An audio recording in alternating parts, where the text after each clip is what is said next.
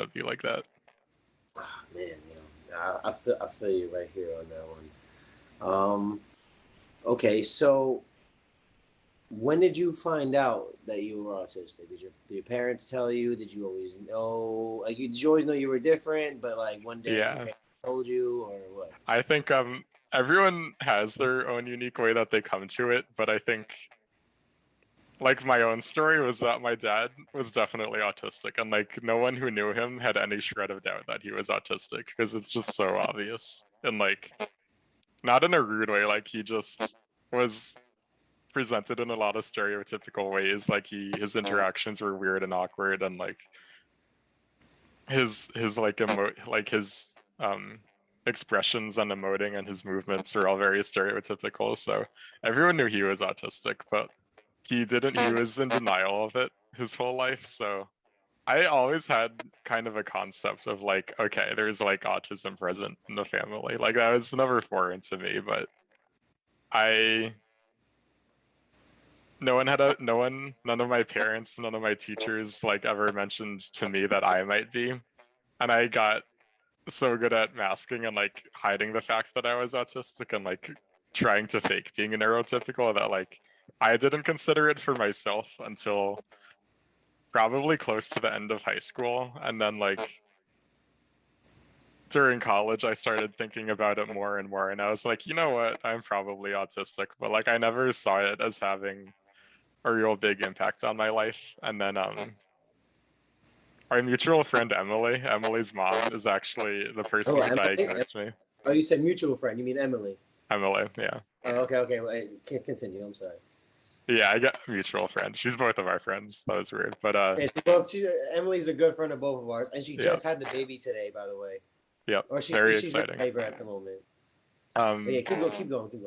so I did some sessions with her mom and I ended up getting like a real diagnosis only within the last year and a half or 2 years. So like actually having a real diagnosis was pretty new in my life. And like only at that point, like did I start learning about it and understanding like, oh, this is the way I am. This is the reason I'm like this, and this is what's different about me. And like I think I just was able to understand myself a lot better and like address my needs a lot better.